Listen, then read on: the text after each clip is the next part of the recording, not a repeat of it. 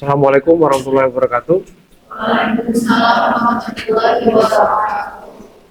Alhamdulillah, hari ini kita bisa bertemu kembali di perkuliahan konsep basis data. Ya, hari ini kita akan membahas berkaitan dengan lanjutan dari pertemuan minggu lalu, ya, bahasa query terapan. Jadi bahasa query terapan ini dipergunakan dalam konsep basis data untuk format database apapun, ya, sepanjang dia menggunakan database relasional, ya. Jadi maksud dari relasional itu menggabungkan antara tabel satu dengan tabel yang lain. Jadi dihubungkan. Nah, bukan hanya satu atau dua tabel, tapi dia bisa dihubungkan dengan banyak tabel. Nah, kalau kita hari ini karena baru belajar konsep basis data, maka kita belajar satu dua tabel dulu. Ya, kalau satu dua tabel sudah mampu kita pahami, kita aplikasikan, ya, kemudian kita terapkan, baru nanti kita tambah, ya, database atau tabelnya. Bahkan database yang berbeda dengan database yang berbeda itu kita bisa saling menghubungkan. Ya, jadi bukan hanya tabel saja yang terhubung, tapi juga database. Misalnya database marketing terhubung dengan database keuangan. Database marketing terhubung dengan database operasional. Ya, kenapa Pak dipisah-pisah? Ya supaya bisa menentukan siapa dan melakukan apa. Aplikasi itu kalau dia tertarik untuk membeli, nah, maka dia akan order. Ketika order, maka jangan apa?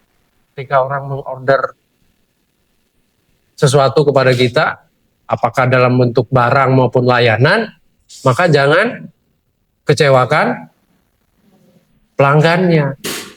Ya, banyak loh pelanggan yang kecewa ketika dia bertransaksi elektronik commerce, e-commerce, gitu ya. Nah, maka peran kita itu ada di situ yang meningkatkan apa? Pendapatan atau meningkatkan omset. Kita membuat perintah join ya. Nah, ini join. Menurut Raja Mudin tahun 2024, buku yang dia karang, dia tulis gitu ya, tahun 2004 menyampaikan bahwa join merupakan operasi yang digunakan untuk menggabungkan data. Gabung data. Nah, kalau kita punya data seperti ini, data mahasiswa, tabel mahasiswa. Berarti apa aja komponennya atau field-fieldnya? Apa kira-kira? Nomor, nama, NIM dulu ya. Nama, prodi, kemudian apa? Semester berapa? Boleh ya, semester. Atau tahun masuk. Ya, semester atau tahun masuk. Nah, di dalam database ketika kita punya tabel seperti ini, di misalnya Microsoft Excel, nah kalau kita mau membuat database-nya plus tabel-tabel yang ada, kira-kira ada berapa tabel ini? Yang pasti ini satu nih. Ya. Ini yang disebut dengan data tabel. Nah, satu. tabel. Saya biasa kalau master itu tabel master, tabel pendukung, master itu tabel pendukung. Saya kasih inisiasi di depannya tab. Artinya tabel pendukung. Apa? Misalnya tab MHS. Yang saya kasih arsir. Garis putus-putus. Nah, ini disebut dengan tabel tab prodi. Kenapa sih harus bikin dua tabel, Pak? Kalau di database-nya? Ini yang disebut dengan prinsip, menggunakan prinsip normalisasi. Normalisasi.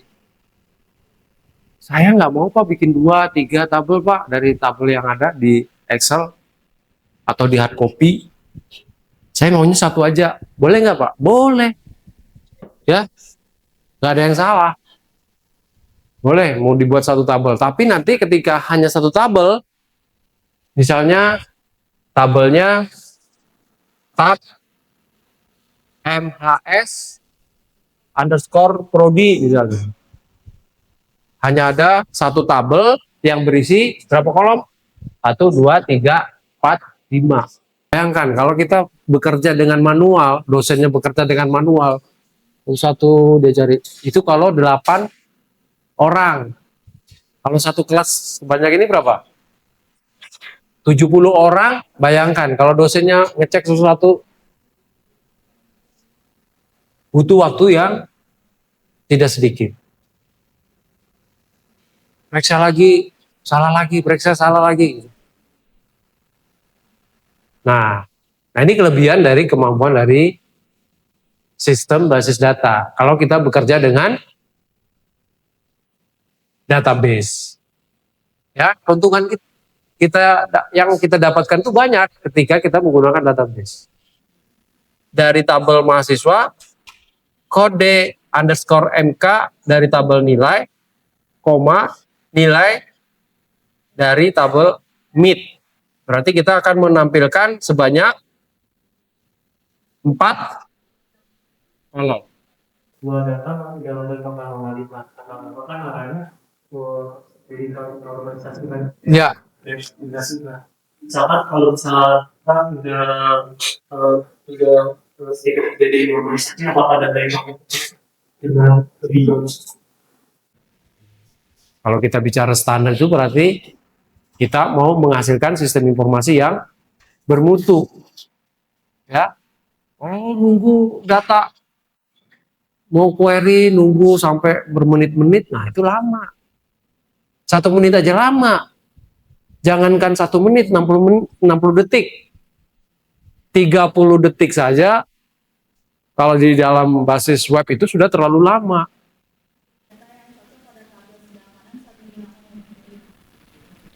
Tidak ada yang cocok. Kalau dulu itu saya pernah pakai Lotus. Ya, sekarang nggak tahu kemana Lotus. Sudah. Big Data itu nanti ada mata kuliahnya tersendiri. Belajar bagaimana dengan Big Data itu nanti akan menghasilkan sebuah informasi. Bisa menghasilkan sebuah prediksi. Bisa menghasilkan asosiasi dan macam-macam. Apa jumlah dari kolom SKS? Muncul angka 7. Kemudian ada AVG, average, menghitung rata-rata. Sama kayak di Excel ya. Ada count, ada sum, ada average, ada min, ada max. Kita punya data ya di dalam tabel Excel itu bagaimana kita bisa menggunakan min, max, sum, count. Jadi semua fungsi agregasi ini kita gunakan nanti ketika kita melakukan apa? Penelitian. Ya, aplikasinya kita menggunakan fungsi agregasi ini nanti ketika kita meneliti. Meneliti misalnya jumlah responden. Kemarin sudah ngisi kan? Responden ada berapa orang yang ngisi? Sekitar 79. Insert ke dalam database akses. Ya. Nih, bisa terlihat di sini ada 16.000. Tanjung Pura. Dari yang besar ke kecil. Dari kecil ke besar ascending. Nih ya.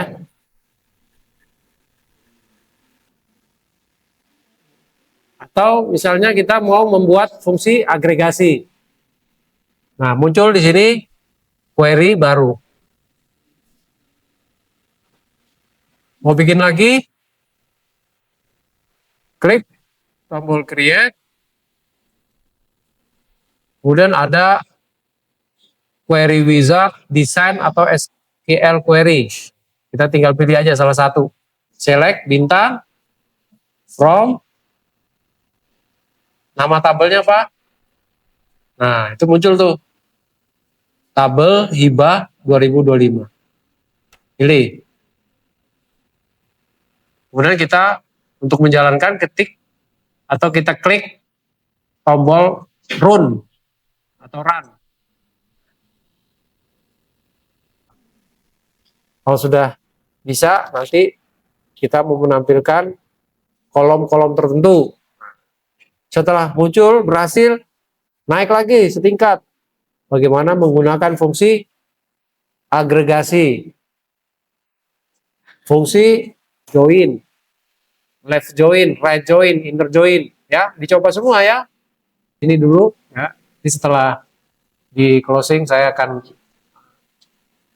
presensi mahasiswa satu persatu. Ada yang mau tanya lagi? Ada ya, cukup ya. Sampai sini cukup dulu. Kita akhiri pertemuan kita sampai di sini dulu. Assalamualaikum warahmatullahi wabarakatuh. Waalaikumsalam.